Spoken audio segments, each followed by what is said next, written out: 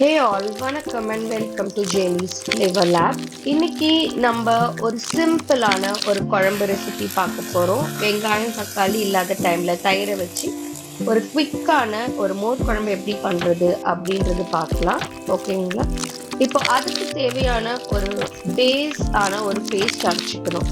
இந்த மோர் குழம்புக்கு தேவையான ஒரு பேஸ்ட். அந்த பேஸ்ட்டுக்கு அந்த பேஸ்ட்டை வச்சு தான் நம்ம இந்த மோர் குழம்போட கன்சிஸ்டன்சி வரும். அதுக்கு ஒரு மிக்சியில் கொஞ்சம் தேங்காய் எடுத்துக்கோங்க, இஞ்சி,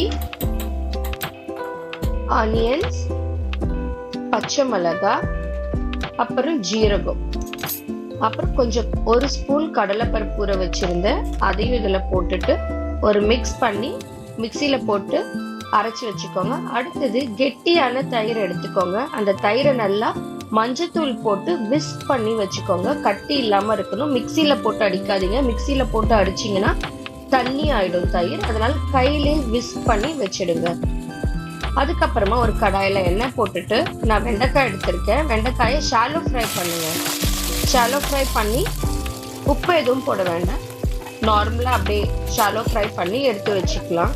இப்போ நீங்கள் பூசணிக்காய் வேணும்னாலும் போடலாம். உங்களுக்கு என்ன தேவையோ அது போட்டுக்கலாம். ஆனால் மோர் குழம்புக்கு வெண்டைக்காய் போட்டு பண்ணிங்கன்னா ரொம்ப நல்லா இருக்கும்.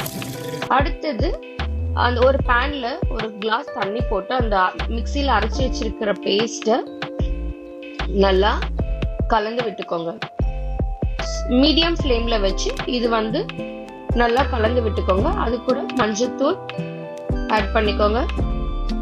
இப்போ பாருங்க, நல்லா கொதி வருது, நல்லா கொதிக்குது பாருங்க. இது இப்போ நம்ம இப்போ மிக்சியில் அரைச்சி வச்சிருக்கிற அந்த பேஸ்ட் அதை போட்டு கொதி வந்ததுக்கு அப்புறமா தயிர் அடிச்சு வச்சிருக்கிற தயிரையும் போட்டு நல்லா மிக்ஸ் பண்ணி ஒரு கொதி வர்ற வரைக்கும் வெயிட் பண்ணுங்க. சால்ட் அட்ஜஸ்ட்மெண்ட் போடணும். இப்போ சால்ட் தேவையான அளவு சால்ட் போட்டுட்டு அது கொஞ்சம் கொதி வரும் போது ஆஃப் பண்ணிடணும். ரொம்ப கொதிக்க வைக்க கூடாது. இப்போ கொதி வந்துருச்சு. இப்போ ஆஃப் பண்ணிட்டு இப்போ நம்ம வதக்கி வச்சிருக்கிற அந்த வெண்டைக்காயை போட்டுக்கலாம். இப்போ ஒரு தடுக்கா பண்ணணும். ஒரு தாளிப்பு நல்லெண்ணெய் எடுத்துட்டு கடுகு, உளுத்தம் பருப்பு,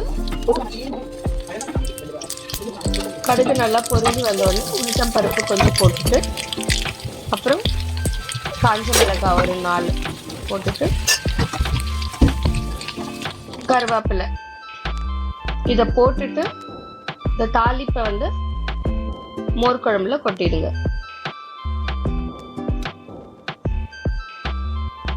இப்ப பாருங்க, மோர் குழம்பு ரெடி ஆயிடுச்சு.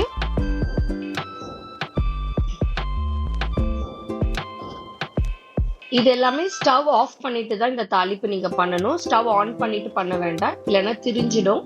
இப்போ டெக்ஸ்சருமே உங்களுக்கு அது ஒரு மாதிரி ஆயிடும்.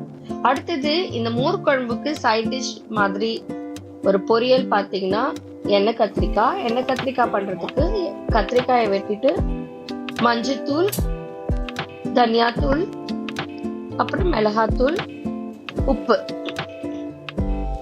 இது எல்லாத்தையும் நல்லா மிக்ஸ் பண்ணிட்டு ஒரு பேன்ல வறுத்து எடுத்துக்கலாம். உங்களுக்கு வேணும்னா ஜீரக பொடி போடலாம். உப்பு தேவையான அளவு போட்டுக்கோங்க. பெருங்காயத்தூள் இதெல்லாம் போட்டுட்டு நல்லா மிக்ஸ் பண்ணிட்டு ஒரு நார்மலான ஃப்ரையிங் பேன்ல, டீப் ஃப்ரை இல்லை, ஷாலோ ஃப்ரை தான் பண்ணி எடுத்துருங்க. ரொம்ப நல்லா இருக்கும். சுட சுட சாதத்து கூட மோர் குழம்பு போட்டு எண்ணெய் கத்திரிக்காய் வச்சு சாப்பிட்டு பாருங்க, சூப்பரா இருக்கும். ஓகேங்களா? செஞ்சு பார்த்துட்டு கமெண்ட் செக்ஷன்ல சொல்லுங்க. தேங்க்யூ.